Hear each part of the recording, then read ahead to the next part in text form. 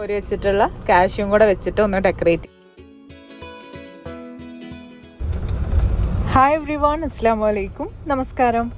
ഇന്നത്തേത് അപ്പോൾ സ്കൂളൊക്കെ ഉള്ള ദിവസത്തെ ഒരു വീഡിയോ ആണ്. പിന്നെ ഇതിലൊരു ഈദിന് ഉണ്ടാക്കാൻ വേണ്ടിയിട്ടുള്ള ഒരു ഡെസേർട്ടിൻ്റെ റെസിപ്പിയും കൂടെ കാണിക്കുന്നുണ്ട്. അപ്പോൾ എന്തായാലും നമുക്ക് വീഡിയോയിലേക്ക് കിടക്കാം. അപ്പോൾ ഇതാ രാവിലെ തന്നെ ബ്രേക്ക്ഫാസ്റ്റ് ഉണ്ടാക്കാൻ വേണ്ടിയിട്ടുള്ള ഒരുക്കത്തിലാണ്. നിങ്ങളിൽ ഒരുപാട് പേര് ഞാൻ ഒരു തവണ പുട്ടിൻ്റെ റെസിപ്പി, വാട്ടുന്ന റെസിപ്പി കാണിക്കാതെ പുട്ടുണ്ടാക്കുന്നത് കാണിച്ചപ്പം അതിൻ്റെ റെസിപ്പി ഡീറ്റെയിൽഡ് ആയിട്ട് കാണിക്കാൻ വേണ്ടിയിട്ട് പറഞ്ഞിട്ടുണ്ടായിരുന്നു. അപ്പം ഇന്ന് അതിൻ്റെ റെസിപ്പിയും കൂടെ പറയാം. പുട്ടിന് പൊടി വാട്ടാനുള്ള വെള്ളം തിളപ്പിക്കാൻ വേണ്ടിയിട്ട് വെച്ചിട്ടുണ്ട് കേട്ടോ. അപ്പോൾ ഒരു ഗ്ലാസ് പൊടിയിലേക്ക് 3/4 ഗ്ലാസ് വെള്ളം എന്നുള്ള രീതിയിലാണ് എടുത്തിട്ടുള്ളത്. അപ്പോൾ വെള്ളത്തിൽ ഉപ്പ് ഇട്ടിട്ടുണ്ട്. അപ്പോൾ നമ്മളിവിടെ അരിപ്പൊടിയാണ് എടുത്തിട്ടുള്ളത്. പത്തിരിയൊക്കെ ഉണ്ടാക്കുന്ന അരിപ്പൊടിയാണ് എടുത്തിട്ടുള്ളത്. അപ്പോൾ അത് വറുത്തിട്ടുള്ള പൊടിയാണ് കേട്ടോ. അപ്പോൾ ഇതാ വെള്ളം തിളച്ച് കഴിഞ്ഞപ്പം അതിലേക്ക് പൊടി ഇട്ടിട്ട് നന്നായിട്ട് മിക്സ് ചെയ്തെടുക്കുന്നുണ്ട്. അപ്പോൾ ഈ ഒരു പരുവത്തിലാവുന്നത് വരെയാണ് നമ്മൾ വെള്ളം ചേർക്കേണ്ടത്. അപ്പോൾ കുറച്ച് പൊടിയിലേക്ക് വെള്ളം കുറവുള്ള പോലെ തോന്നി. അപ്പോൾ ഞാൻ കുറച്ചും കൂടെ തിളച്ച വെള്ളം ഒഴിച്ചിട്ട് കുറച്ചായിട്ട് മിക്സിയുടെ ജാറിലേക്ക് ഇട്ടിട്ട് ഒന്ന് പൾസ് ചെയ്തെടുക്കുന്നുണ്ട്. എനിക്ക് പുറത്തുനിന്നുള്ള പുട്ടുപൊടിയേക്കാളും ഈ ഒരു പുട്ടാണ് കേട്ടോ ഇഷ്ടം. എല്ലാവർക്കും എങ്ങനെയാണെന്ന് അറിയില്ല, എനിക്ക് പക്ഷേ അങ്ങനെയാണ് ഇഷ്ടം.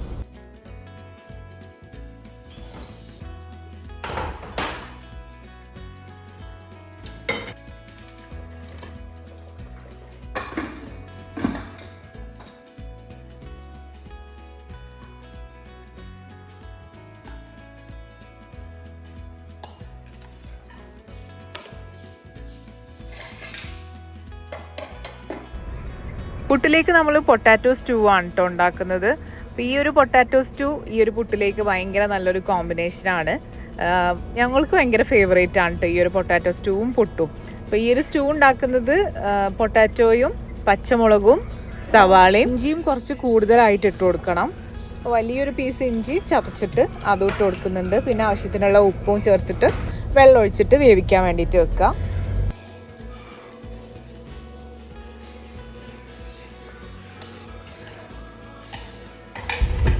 കുട്ടികൾക്ക് ലഞ്ച് ബോക്സിലേക്ക് കൊടുത്തു വിടാൻ വേണ്ടിയിട്ട് ഒരു റൈസും കൂടെ ഉണ്ടാക്കുന്നുണ്ട്. അപ്പോൾ അതിന് വേണ്ടിയിട്ട് ജീരകശാല അരി നന്നായിട്ട് കഴുകിയിട്ട് ആവശ്യത്തിനുള്ള ഉപ്പും ചേർത്തിട്ട് കുറച്ചധികം വെള്ളത്തിലൊന്ന് വേവിച്ച് ഊറ്റിയെടുക്കണം. അപ്പോൾ അതൊന്ന് വേവിക്കാൻ വേണ്ടിയിട്ട് വെക്കുന്നുണ്ട്. അപ്പോൾ ഈ ഒരു റൈസിൻ്റെ റെസിപ്പിയും കൂടെ ഇതിൽ കാണിക്കുന്നുണ്ട്.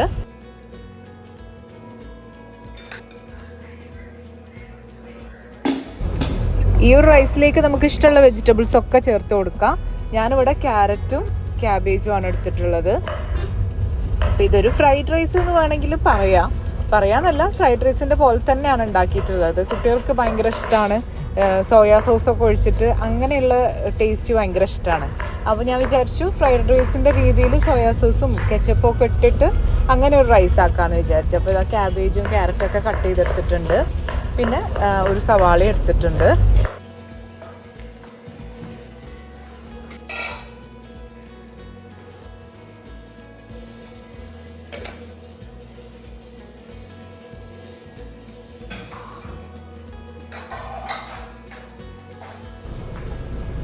ഇത് റൈസ് വെന്ത് വന്നിട്ടുണ്ട്. അപ്പോൾ അതൊന്ന് ഊറ്റിയെടുക്കട്ടെ.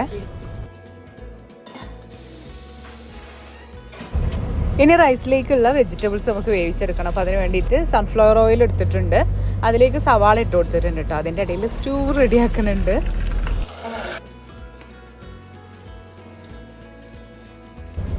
ഇതിലേക്ക് ഇഞ്ചി വെളുത്തുള്ളി പേസ്റ്റ് ഇട്ട് കൊടുത്തിട്ടുണ്ട്.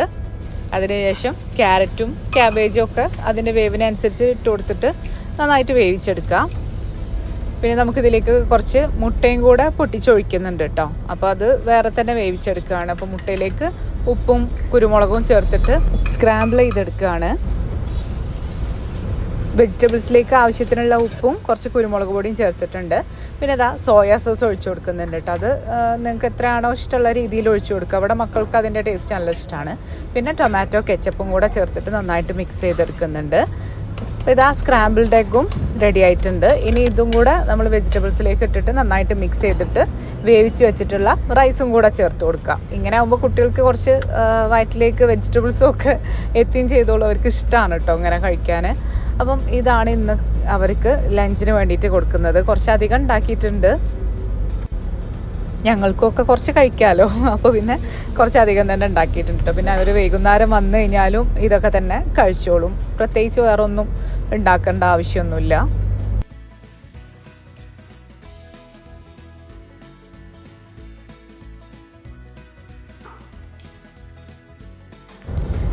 ഈ ഒരു സമയത്ത് ആകെക്കൂടെ ജഗ പുകയായിരിക്കും കേട്ടോ.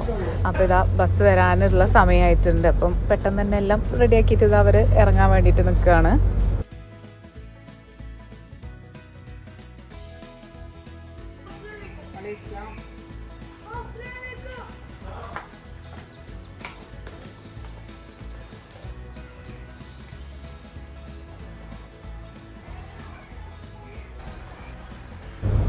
അങ്ങനെ മക്കളൊക്കെ സ്കൂളിൽ പോയി. ഇനി അസ്കർക്കും കൂടെ പോകാനുണ്ട്. അസ്കർക്കാർക്കും ഈ ഒരു റൈസ് തന്നെ മതി പറഞ്ഞു കേട്ടോ. അപ്പം അങ്ങനെ അസ്കർഖാനെയും കൂടെ ഒന്ന് പറഞ്ഞേക്കാനുണ്ട്.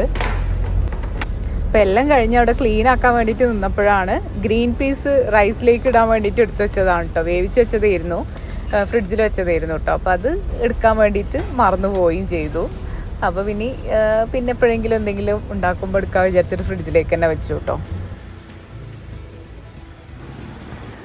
ഇപ്പോൾ ഇതാ കിച്ചണൊക്കെ ഇതാ ഈ ഒരു രീതിയിലാണ് കിടക്കുന്നത്.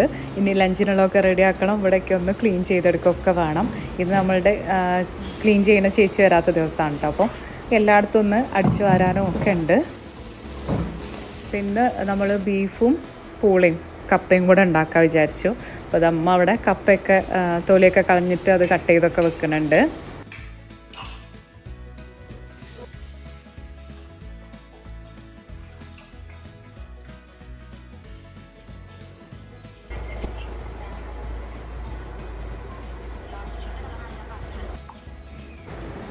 അപ്പോൾ ഇനി ഞാൻ ബ്രേക്ക്ഫാസ്റ്റ് കഴിക്കട്ടെ.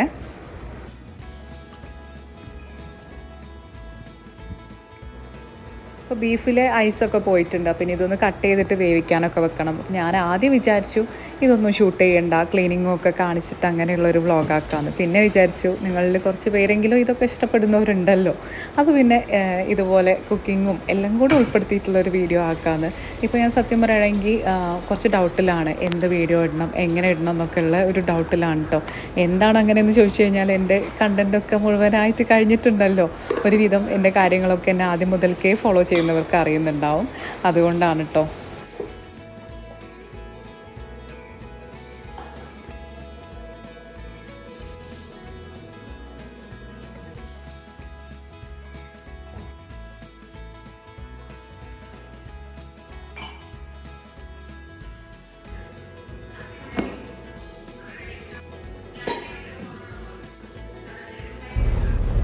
പിന്നെ നാടൻ രീതിയിലാണ് കേട്ടോ നമ്മൾ ഇറച്ചിയും പൂളയും വെക്കുന്നത്. അപ്പം ചില സമയത്ത് ഞാൻ മസാലയൊക്കെ വറുത്തിട്ട് അങ്ങനെയും വെക്കാറുണ്ട്, ഈ ഒരു രീതിയിലും വെക്കാറുണ്ട്. അപ്പോൾ ഇത് എളുപ്പമാണ്, വേറൊരു ടേസ്റ്റാണ്. വറുത്താകുമ്പം വേറൊരു ടേസ്റ്റ്. അപ്പോൾ ബീഫിലേക്ക് എല്ലാ മസാലകളും ഒരുമിച്ചിട്ടിട്ട് കുക്കറിൽ വേവിച്ചെടുക്കുകയാണ്. അതുപോലെ തന്നെ കപ്പ സെപ്പറേറ്റ് ആയിട്ട് വേവിച്ചെടുത്തിട്ട് എല്ലാം കൂടെ ഒന്ന് മിക്സ് ചെയ്തിട്ട് തൂമിച്ചെടുക്കുക. അങ്ങനെയാണ് കേട്ടോ ഇപ്പോൾ ഉണ്ടാക്കുന്നത്.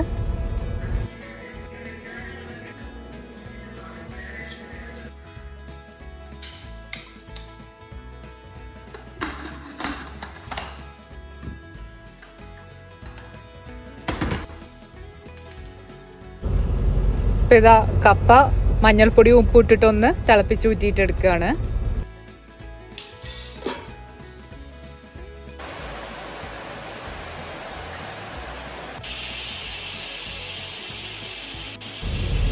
പുറത്ത് നല്ല മഴ പെയ്യുന്നുണ്ട് കേട്ടോ. അപ്പോൾ നമുക്കിതാ ഈ ഒരു കപ്പ വെന്തിട്ടുണ്ട്, അതൊന്ന് തൂമിച്ച് വെക്കാം. പിന്നെ ഇറച്ചി വെന്തതിന് ശേഷം അതിലേക്ക് മിക്സ് ചെയ്താൽ മതിയല്ലോ.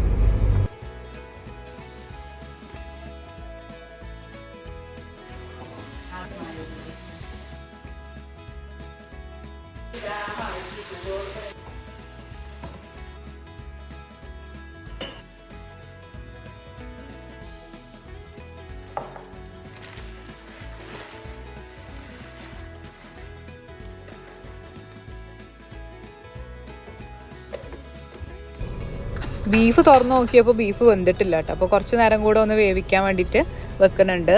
പുറത്ത് വീണ്ടും നല്ല ഇരുട്ട് മൂടി വന്നിട്ടുണ്ട്, പക്ഷേ നിങ്ങൾക്ക് വീഡിയോയിൽ കാണുമ്പോൾ അങ്ങനെ മനസ്സിലാവണില്ല തോന്നുന്നു. അപ്പം ബീഫ് വേവിക്കാൻ വേണ്ടിയിട്ട് വെച്ചിട്ടുണ്ട്. ഇനി അകത്തൊക്കെ ഒന്ന് പോയിട്ട് ക്ലീൻ ചെയ്തിട്ട് വരാമെന്ന് വിചാരിച്ചു. അപ്പോഴേക്കും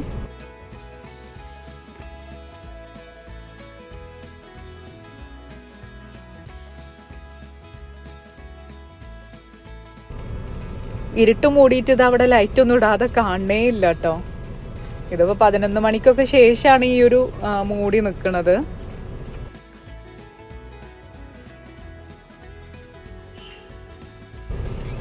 കഴിഞ്ഞ വീഡിയോയിൽ ആരോ എൻ്റെ ചെടി ഉണ്ടാക്കുന്നത് കണ്ടിട്ടാണ് ചെടി ഉണ്ടാക്കിയതെന്നൊക്കെ പറയുന്നുണ്ടായിരുന്നു. അപ്പോൾ ഞാൻ എൻ്റെ മുറ്റത്തെ ചെടിയുടെ ഇപ്പോഴത്തെ അവസ്ഥ ഒന്ന് നോക്കിയിട്ട് ആകെ കൊളായി കിടക്കുകയാണ്. ഞാൻ ആ ബാക്ക് പെയിൻ ഉണ്ടായതിന് ശേഷം പിന്നെ ഒന്നും ചെയ്യാൻ വേണ്ടിയിട്ട് നിന്നിട്ടില്ല.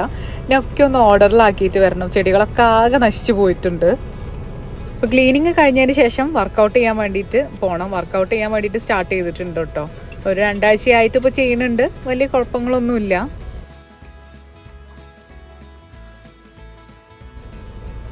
ഇപ്പോൾ ഞാനിപ്പോൾ ബാക്ക് സ്ട്രെങ്തനിങ് എക്സസൈസും ചെയ്യുന്നുണ്ട്. പിന്നെ ബാക്കിന് വലിയ ഹേർട്ടാവാത്ത രീതിയിലുള്ള എക്സസൈസും ചെയ്യുന്നുണ്ട് കേട്ടോ. വലിയ രീതിയിലുള്ള ഹൈ ഇൻറ്റൻസിറ്റി വർക്കൗട്ടൊന്നും ചെയ്യണില്ല.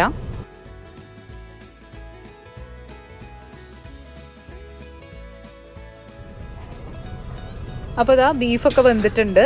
ഇനി അത് പൂളയിലേക്കിട്ട് മിക്സ് ചെയ്തെടുക്കാം.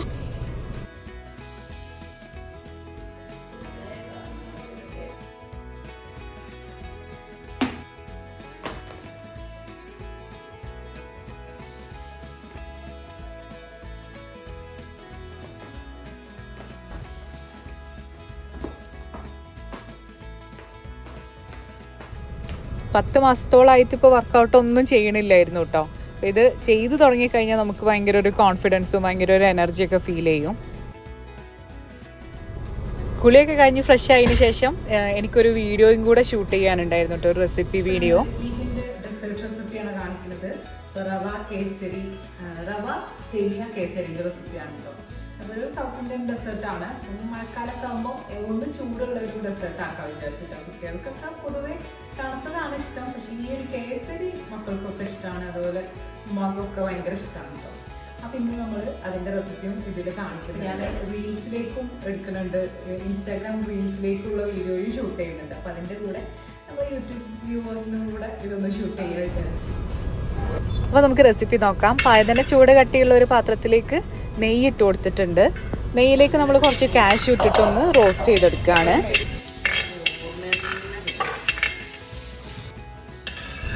ഇനി സെയിം നെയ്യിലേക്ക് തന്നെ 1 കപ്പ് സേമിയ, പിന്നെ 1 കപ്പ് റവ, ഇത് രണ്ടും കൂടെ ഇട്ടിട്ട് നന്നായിട്ട് റോസ്റ്റ് ചെയ്തെടുക്കണം. ഇപ്പോൾ റവയുടെ കളർ ഒരു ബ്രൗൺ കളറാവുന്നത് വരെ റോസ്റ്റ് ചെയ്തെടുക്കണം കേട്ടോ. ഈ സമയം നമുക്ക് കുറച്ച് പാലും കൂടെ ഒന്ന് തിളപ്പിക്കാൻ വേണ്ടിയിട്ട് വെക്കാം. ഇതിലേക്ക് കുറച്ച് റെഡ് കളറും കൂടെ മിക്സ് ചെയ്യുന്നുണ്ട്. അപ്പോൾ ഞാനിവിടെ 1 കപ്പിന് 2 കപ്പ് പാൽ എന്നുള്ള രീതിയിൽ 4 കപ്പ് പാലാണ് കേട്ടോ ഇവിടെ എടുത്തിട്ടുള്ളത്. പിന്നെ ഇതിലേക്ക് കുറച്ച് ഏലക്കായപ്പൊടി, പിന്നെ 1.5 കപ്പ് പഞ്ചസാര, അതായത് 1 കപ്പിന് 3/4 കപ്പ് പഞ്ചസാര എന്നുള്ള രീതിയിലാണ് എടുത്തിട്ടുള്ളത്. ഇനി നല്ലോണം വറുത്തെടുക്കണം. ഇനി നല്ലോണം വറവായതിനു ശേഷം തിളച്ച പാല് ഇതിലേക്ക് ഒഴിച്ചു കൊടുത്തിട്ട് നന്നായിട്ട് മിക്സ് ചെയ്തെടുക്കുകയാണ്. ഇനി ഇത് ഏകദേശം ഇത് വിട്ട് വരുന്ന സമയത്ത്, ചട്ടിയിൽ നിന്ന് വിട്ട് വരുന്ന സമയത്ത് കുറച്ചും കൂടെ നെയ്യ് അതിലേക്ക് ഇട്ടിട്ട് ഒന്നും കൂടെ ഒന്ന് ഡ്രൈ ആക്കി എടുക്കാം. പിന്നെ ഈ ഒരു പരുവത്തിലാവുന്ന സമയത്ത് നമുക്ക് സ്റ്റൗ ഓഫ് ചെയ്തിട്ട് ഒരു ട്രേയിലേക്ക് നെയ്യ് സ്പ്രെഡ് ചെയ്തിട്ട് അതിലേക്ക് ഇട്ട് കൊടുക്കാം. ഇത് ചൂടോടെ കഴിക്കാനാണ് കേട്ടോ ഏറ്റവും ടേസ്റ്റ്. പിന്നെ ഒന്ന് തണുത്തു കഴിഞ്ഞാലും വലിയ കുഴപ്പമൊന്നുമില്ല. അപ്പം ഇനി ഇതിൻ്റെ മുകളിൽ നമ്മൾ നേരത്തെ വറുത്ത് കോരി വെച്ചിട്ടുള്ള കാഷ്യൂം കൂടെ വെച്ചിട്ട് ഒന്ന് ഡെക്കറേറ്റ് ചെയ്തെടുക്കാം.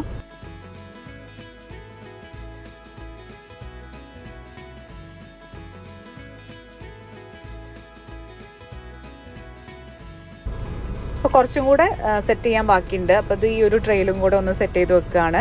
അപ്പോൾ നമുക്ക് ഞാനിവിടെ 1 കപ്പ് മെഷർ ചെയ്തിട്ടുള്ളത് 1 കപ്പ് റവയും 1 കപ്പ് സേമിയയാണ്. അപ്പോൾ അങ്ങനെയാണ് ഞാൻ ഇവിടെ 2 കപ്പ് എന്നൊക്കെ പറയുന്നത് കേട്ടോ. അപ്പോൾ എന്തായാലും പറ്റുന്നവരൊക്കെ ഒന്ന് റെസിപ്പി ട്രൈ ചെയ്ത് നോക്കുക. ചിലർക്കൊക്കെ ഇഷ്ടമാവും, പിന്നെ ചിലർക്ക് തണുത്തതായിരിക്കും ഡെസേർട്ടിൽ ഇഷ്ടം ഉണ്ടാവുക. എനിക്കത് ഭയങ്കര ഇഷ്ടമുള്ളൊരു ഡെസേർട്ടാണ്. അപ്പോൾ എന്തായാലും ട്രൈ ചെയ്തിട്ട് നിങ്ങൾക്ക് ഇഷ്ടപ്പെടുകയാണെങ്കിൽ നിങ്ങളുടെ ഫ്രണ്ട്സിനും റിലേറ്റീവ്സിനൊക്കെ ഒന്ന് ഷെയർ ചെയ്ത് കൊടുക്കുക. അപ്പോൾ എല്ലാവർക്കും ഈദ് മുബാറക്ക്.